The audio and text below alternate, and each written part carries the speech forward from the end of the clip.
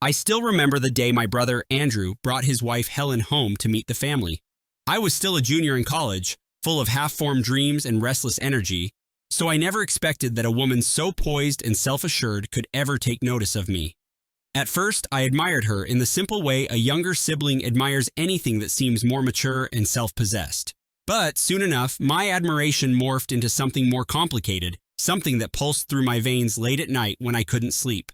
Helen wasn't just beautiful, she carried herself with a calm elegance that made everyone in the room pay attention. During that first dinner in our parents' house, I felt her eyes flicker over me whenever Andrew was busy talking to my father about business. Even then, I found myself wondering if I was imagining the spark in her gaze. I told myself I was being foolish, that no woman married to my brother would ever entertain a thought about me. Yet, by the time dessert was served, a lemon tart my mother had baked, the tension between us felt impossible to dismiss. I saw her smile when I reached for the serving plate, our fingers nearly brushing in front of everyone, though no one noticed. She looked away quickly, but the moment lingered in my mind long after we said our goodnights. I told myself to forget it. Andrew was my brother, and I loved him. He was the first person to teach me how to ride a bike, the first person to push me into the water at the lake so I would learn to swim. Even if Helen had some unspoken interest in me, it would be a betrayal of epic proportions to do anything more than politely converse. Besides, Andrew had never been unkind to me. Even growing up, when kids teased me at school, he was the one who'd march up to them and demand they back off. When I visited him in his new city apartment, he'd always give me the best seat on the couch, insist on buying me dinner, and slip me cash if he thought I was short on rent. The last thing I wanted was to do something that might hurt him. But sometimes we lie to ourselves even when our hearts have already made their choice. The first time Helen truly singled me out was on a brisk afternoon when Andrew was busy at work. She called me out of the blue to ask if I could help her pick up some furniture she'd ordered. She claimed Andrew was caught up in meetings and she didn't want to bother him. I agreed, flattered, and felt a nervous flutter in my stomach as I drove to their townhouse. She greeted me at the door wearing a casual sweater and jeans, but she might as well have been dressed in silk for the effect it had on me.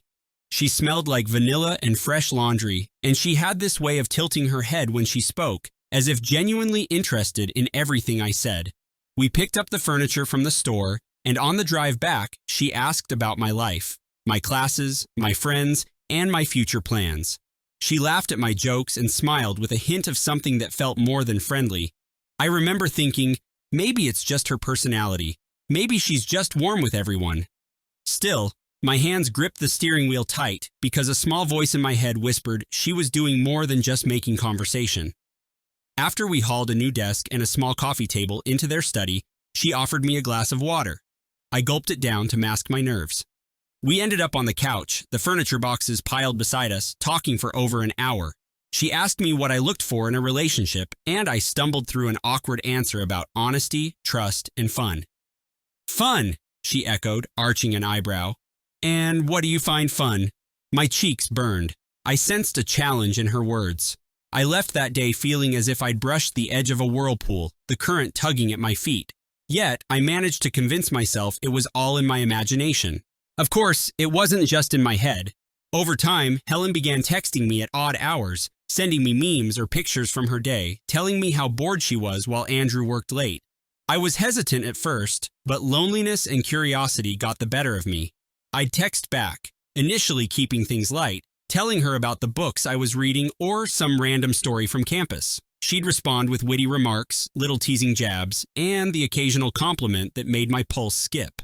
Before long, texting turned into meeting up for innocent coffees, which evolved into lunches without Andrew's knowledge. Each time she inched a bit closer to me, literally and metaphorically, until one afternoon, under the pretense of showing me her new balcony herb garden, she kissed me. My mind screamed that this was wrong, that I should push her away, that I shouldn't dare betray my brother.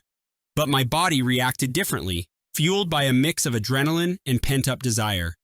The kiss was brief but electric, and it left us both standing there, breathless and guilty. We told ourselves it was a one-time mistake. We agreed to never let it happen again. But once a line like that is crossed, there's no forgetting it. The stolen moments grew bolder.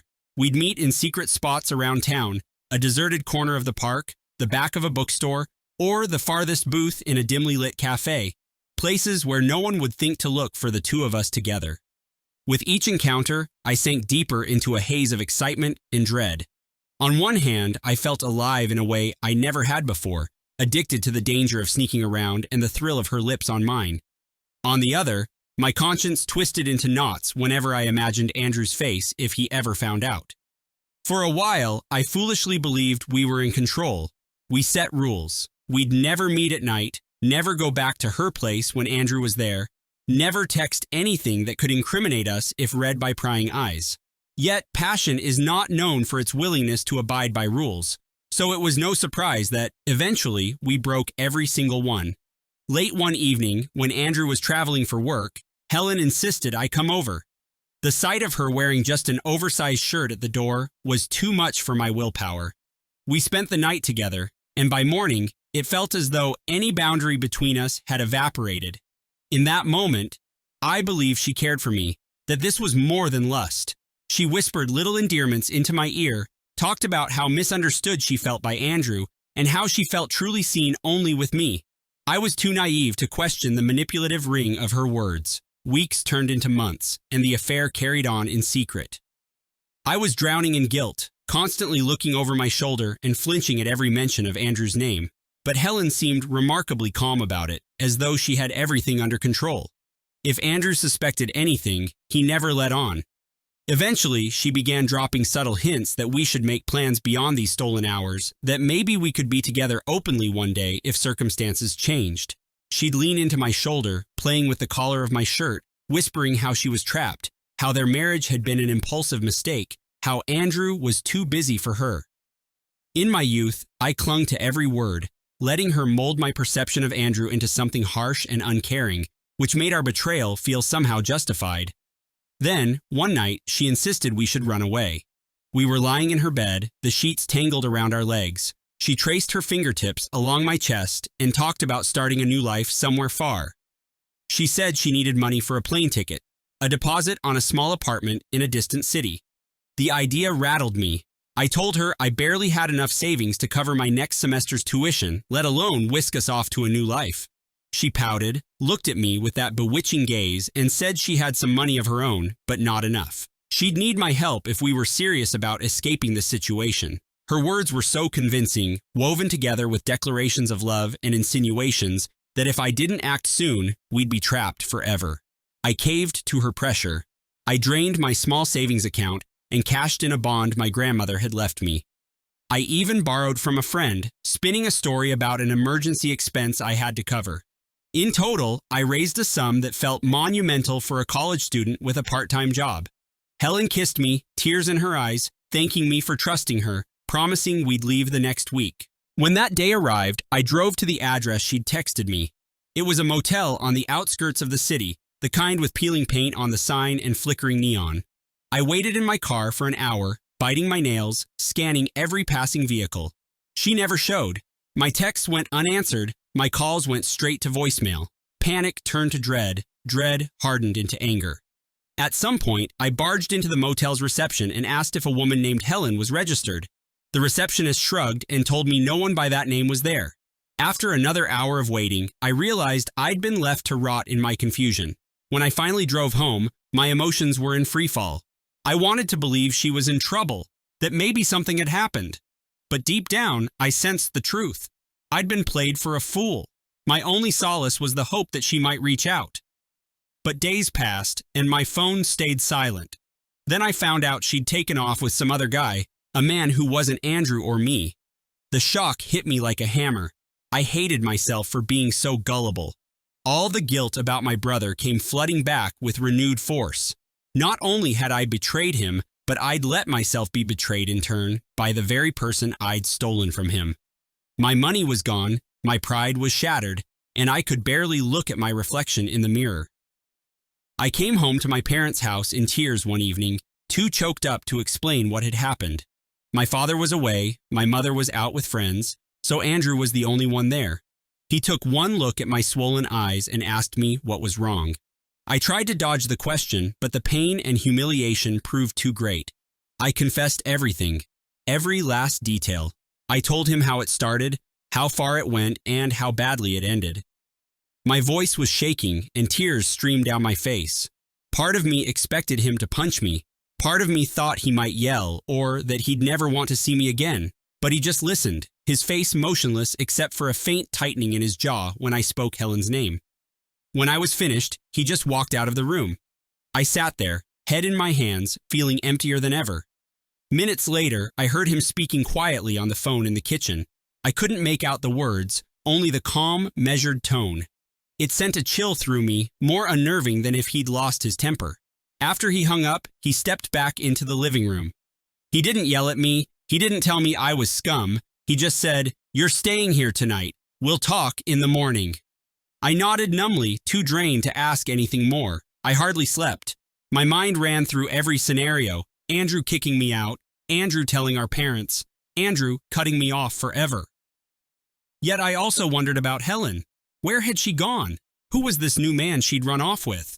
How could she so seamlessly orchestrate this entire con? I felt like a character in someone else's bad movie, powerless to stop the camera from rolling. By morning, I was bleary-eyed and sick to my stomach. Andrew found me in the kitchen, nursing a cup of coffee that had gone cold. He glanced at me, then poured himself a cup of black coffee without a word.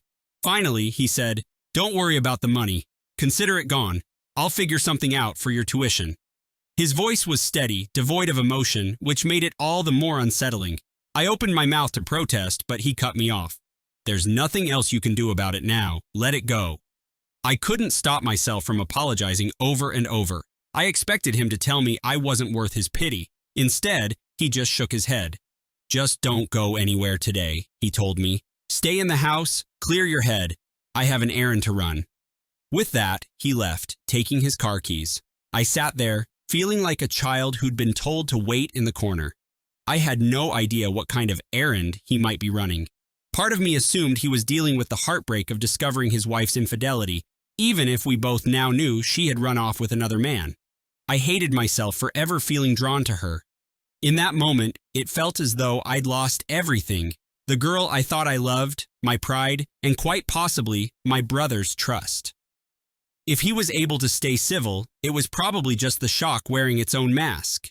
He didn't come back until late. When he did, he was carrying a plastic grocery bag with some takeout. He set it on the table without ceremony.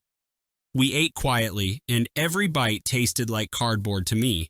It wasn't until we finished that he cleared his throat and looked me straight in the eye. "You said she ran off with some guy," he began. "You know his name?" I shrugged helplessly. Helen never mentioned the man's name to me. She'd just vanished. Andrew nodded as if confirming something. "Well," he said, "I made a few calls. She's not hard to trace." My mouth went dry at those words. I wasn't even sure I wanted to know where she was. The realization of her betrayal still stung, and a small, vengeful part of me wanted her to suffer, to taste the same humiliation. But the other part of me just wished this entire nightmare would vanish. Andrew's expression was unreadable. "You can stay here as long as you want," he added, "but don't ask me questions about this. Not right now." I recognized a warning when I heard one, and I said nothing more. The next 2 days were a haze. Andrew left early each morning and returned late at night. Our parents assumed he was preoccupied with work. I tried to keep busy by reading, watching mindless TV, and forcing myself to forget the mess I'd caused. On the third night, he came home around midnight. I woke to the sound of the front door closing. I got up, ventured into the dark hallway, and saw him setting down a small duffel bag. The look on his face was grim, like someone who's spent hours in the cold. He said nothing, just motioned for me to go back to bed, but in that moment, I noticed a faint bruise on his knuckles, and it sent a shiver down my spine.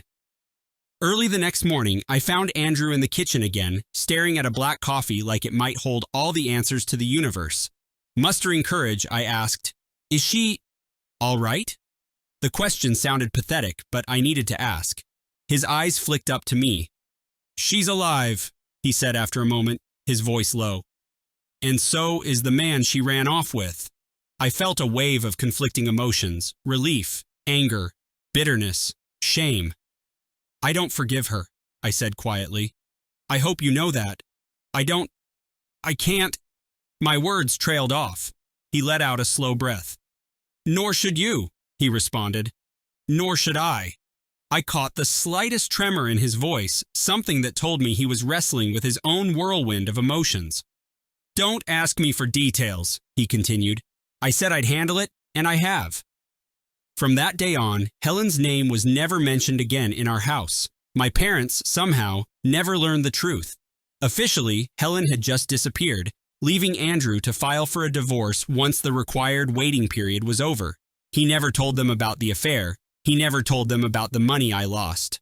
But he did reimburse my tuition, making me promise I'd pay him back one day when I could. I asked him again if he hated me. He just gave me a long look and said, "We're blood. I'm not saying I'll ever forget what happened, but you're still my brother." At that point, I almost felt a wave of gratitude that he'd shown me more mercy than I deserved. But I also sensed a chill beneath his calm exterior, a space that had opened between us that might never be bridged again. Some nights, I'd lie in bed thinking about what might have happened if I'd never answered Helen's first text. Other times, I thought about what Andrew had actually done after that single phone call. Did he have friends in powerful places, or worse, in dangerous circles? Perhaps he knew men who could make someone vanish from the city, leaving no trace. His stoic silence led my imagination to dark corners, yet I never dared to pry. My guilt weighed too heavily on me to push him for answers. Life went on. I managed to finish college, get a job, and slowly rebuild my finances. Andrew and I spoke whenever we had to, but we never went back to the old closeness we once shared. Once in a while, I'd catch him looking at me with a shadow in his eyes, as if remembering everything I'd done. Whenever that look passed over him, my stomach would clench. Still, we carried on the pretense of normalcy for our parents' sake.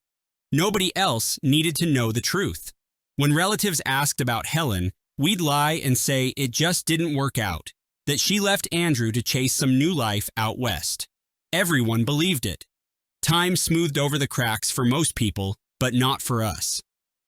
About a year later, I was at a bar near my workplace, grabbing a drink with some coworkers to celebrate hitting a project milestone. The music pulsed, neon lights danced on the walls, and the chatter of a dozen voices merged into a dim roar. I was halfway through my second beer when I spotted her. At first, I thought I was hallucinating, that my mind was conjuring ghosts, but it was really her. Helen stood at the bar, wearing a tight black dress, her hair curled over one shoulder. Her eyes darted around the room, looking for someone, or perhaps scanning for threats. She seemed anxious, a shadow of the confident woman I once knew.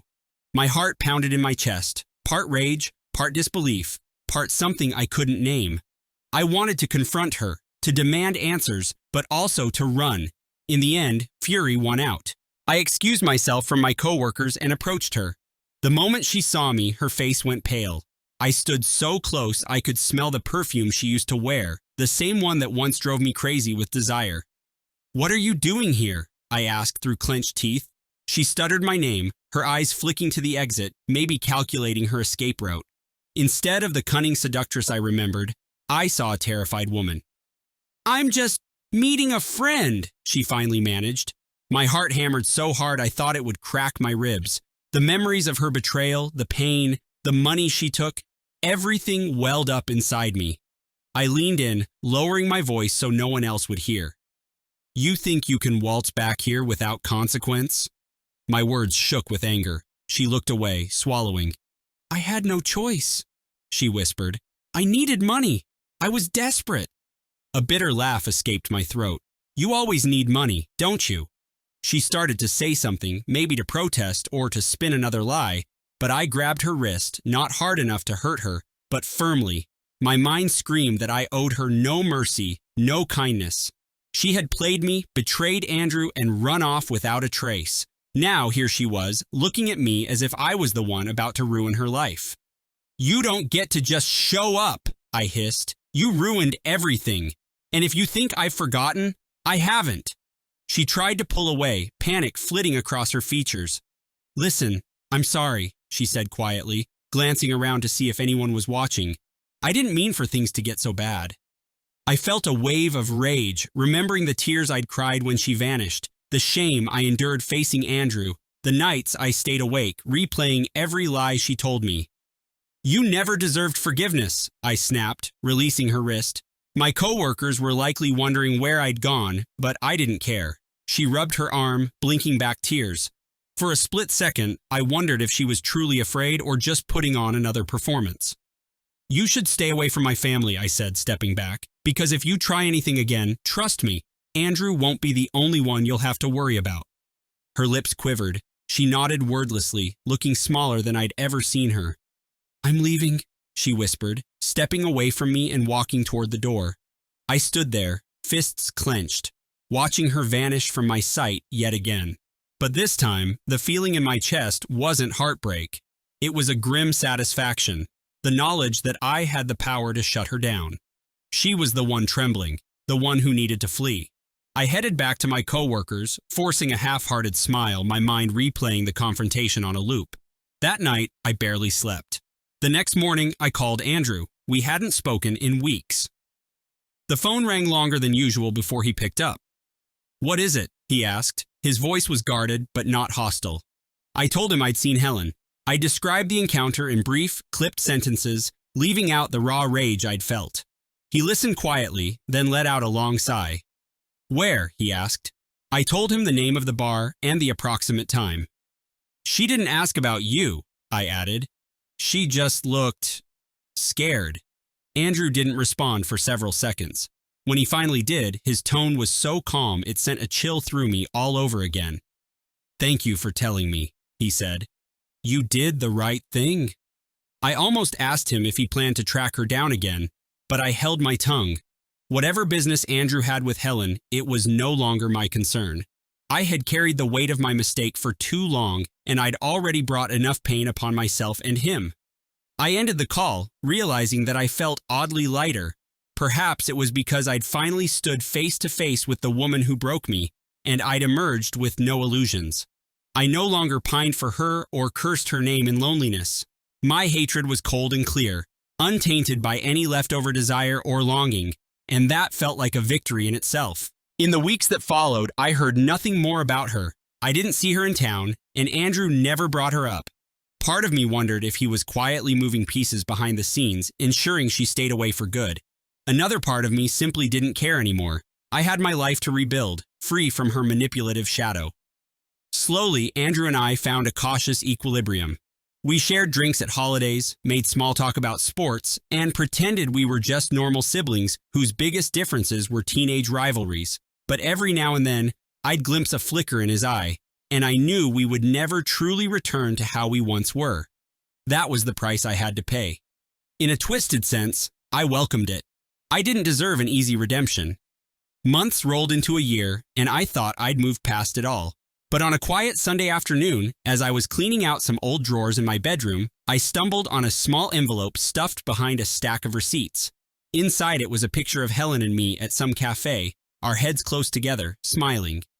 It must have been taken by her phone on one of our secret dates. How it ended up in my stuff, I had no idea.